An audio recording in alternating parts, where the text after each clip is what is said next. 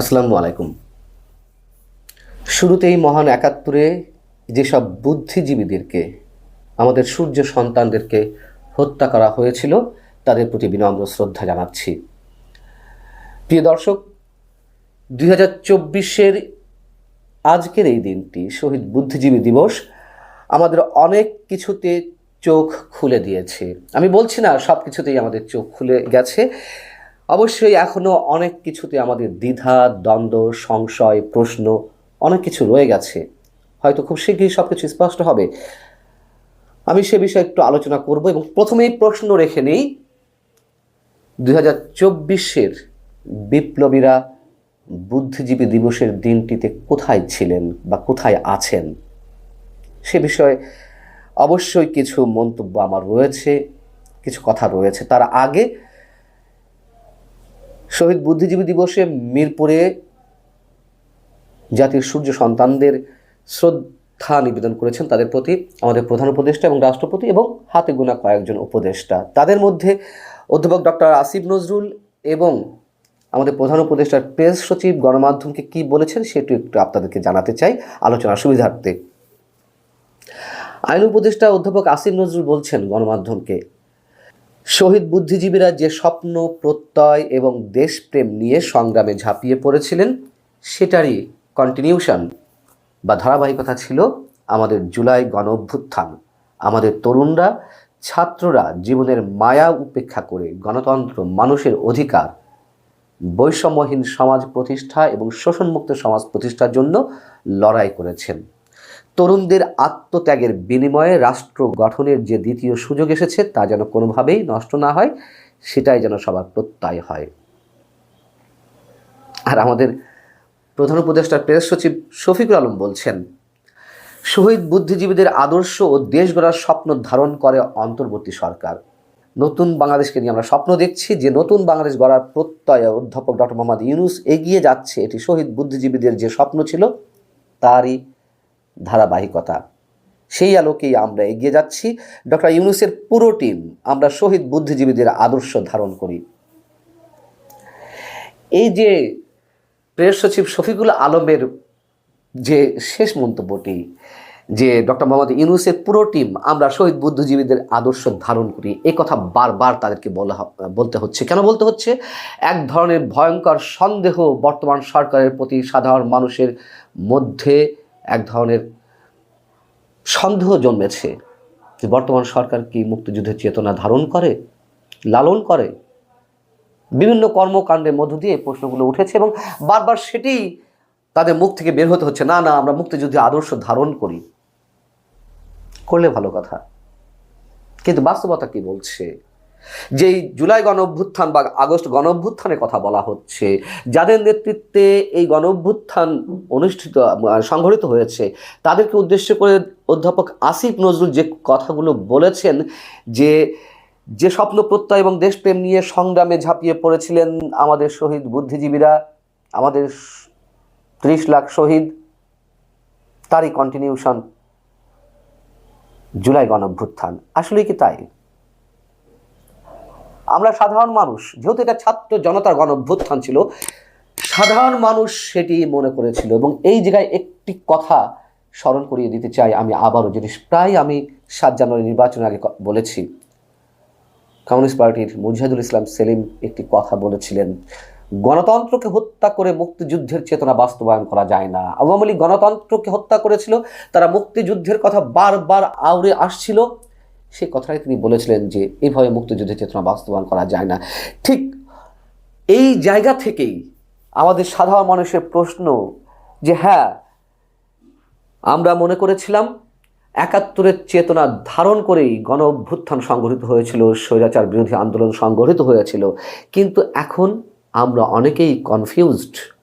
Sorry doctor Asif Nazrul, sorry mister Shafiqul Alam, আপনারা যা বলছেন আমরা সর্বান্তকরণে তা মেনে নিতে পারছি না। তার কারণ, যে ছাত্রদের কথা বলছেন, যাদের নেতৃত্বে গণ অভ্যুত্থান সংগঠিত হয়েছিল, তারা কোথায়? সেই বিপ্লবীরা শহীদ বুদ্ধিজীবী দিবসে কোথায় আছেন? তাদেরকে আমরা দেখেছি বুদ্ধিজীবী দিবসে শ্রদ্ধা নিবেদন করতে। আমি যদি এক এক করে নাম বলি, উপদেষ্টা পরিষদের যে 3 মহানায়ক, আমাদের ডক্টর মোহাম্মদ ইউনূসের ভাষ্য অনুযায়ী মাস্টার মাইন্ড মাহফুজ আলম কোথায়? তিনি শ্রদ্ধা নিবেদন করেছেন? বৈষম্য বিরোধী ছাত্র আন্দোলনের লিডিংয়ে যিনি ছিলেন তথ্য সম্প্রচার উপদেষ্টা নাহিদ ইসলাম, তাকে কি আমরা দেখেছি? স্থানীয় সরকার বিষয়ক উপদেষ্টা অন্যতম ছাত্র সমন্বয়ক আসিফ মাহমুদ সজীব ভূঁইয়া, তাকে কি আমরা দেখেছি? শুনলাম কেউ কেউ নাকি অসুস্থ, কেউ কেউ আসেননি এমনিতেই। এটা কোনোভাবেই গ্রহণযোগ্য হতে পারে না। যদি বলেন সবাইকেই কি উপস্থিত থাকতে হবে, হ্যাঁ, আমি অন্তত আজকের এই দিনে এটুকু আশা করেছিলাম ছাত্র সমন্বয়করা সবাই উপস্থিত থাকবেন, যেহেতু একটা বিতর্ক তৈরি হয়েছে তাদেরকে নিয়ে। ৭১-এর চেতনা হচ্ছে ২৪-এর চেতনাকে বড় করে দেখা হচ্ছে, সেই জায়গা থেকে তাদের থাকাটা জরুরি ছিল। সার্জিস আলম, হাসনাত আবদুল্লাহ কিংবা সামনের সারির অন্য সমন্বয়করা কোথায়? তারা কেন আসেননি? কি কারণে আসেননি? তার মানে কি আমরা এমন কোনো সিদ্ধান্ত উপনীত হব যে তারা ৭১-এর চেতনা সত্যি সত্যি ধারণ করেন না বিধায় আসেননি? এবং বিশেষ করে ৫ আগস্ট গণ অভ্যুত্থানের পর এই যে প্রথম শহীদ বুদ্ধিজীবী দিবস, একটা প্রথম রাষ্ট্রীয় দিবস, সেই দিনটিতে তো অবশ্যই ছাত্র সমন্বয়ক এবং ছাত্র সমন্বয়কদের মধ্যে যারা সরকারের প্রতিনিধিত্ব করছেন তাদের তো অবশ্যই থাকার কথা ছিল। আমি ঠিক কনফার্ম নই। শুনেছি বৈষম্য বিরোধী ছাত্র আন্দোলনের মধ্য দিয়ে গঠিত হলো যেই জাতীয় নাগরিক কমিটি, তার সদস্য সচিব আরিফ সোহেল মিরপুরে গিয়েছিলেন। আমি জানি না, আমি শুনেছি। এবং বৈষম্য বিরোধী ছাত্র আন্দোলনের কেউ কেউ গিয়েছেন খুব ঘটা করে, যেমন যে কোনো কিছুতে তারা ডাক দিলে হাজার হাজার মানুষ জমায়েত হওয়ার কথা, তেমন কোনো আয়োজনকে আমরা দেখেছি? নিঃসন্দেহে নয়। যারা গেছেন তারা কি কেউ কেউ ব্যক্তি উদ্যোগে গেছেন? অবশ্যই বৈষম্য বিরোধী ছাত্র আন্দোলনের মধ্যে শহীদ পরিবারের অনেকে ছিলেন কিংবা ৭১-এর চেতনা ধারণ করেন, কিন্তু তারা হয়তো কোণঠাসা ব্যক্তিগত উদ্যোগে গেছে কিনা সেটি বড় প্রশ্ন। যেমন গণ অভ্যুত্থানে অনেক আওয়ামী পরিবারের সদস্যদের সরব উপস্থিতি ছিল, তারা রাজপথ কাঁপিয়েছিল, দায়িত্ব নিয়ে বলছি। ঠিক বৈষম্য বিরোধী ছাত্র আন্দোলনের মধ্যে ৭১-এর চেতনা ধারণ করেন না কেউ নেই, নিশ্চয়ই এমনটা নেই। তাদেরই কেউ কেউ হয়তো গেছেন। আমি খুশি হব, আমি যে সন্দেহটি প্রকাশ করছি, আমি যে ইনফরমেশনগুলো পেয়েছি, নাহিদ ইসলাম, আসিফ মাহমুদ সজীব ভূঁইয়া, মাহফুজ আলম, হাসনাত আবদুল্লাহ, সার্জিস আলম, আমি খুব খুব খুশি হব যে আমার ইনফরমেশনগুলোর জন্য যদি মিথ্যে হয়ে থাকে, ভুল হয়ে থাকে, সেক্ষেত্রে আমি জাতির কাছে ক্ষমা চাইতে এতটুকু দ্বিধাবোধ করব না যে আমি ভুল ইনফরমেশন দিয়েছি। যতদূর জেনেছি তারা জাননি। এবং যারা গেছেন আবার উপদেষ্টার মধ্যে, তাদের কেউ কেউ নাকি আবার অধিকাংশই ফুল দেননি, কবর জিয়ারত করেছেন। এটা নিয়ে আমার কোনো মন্তব্য নেই।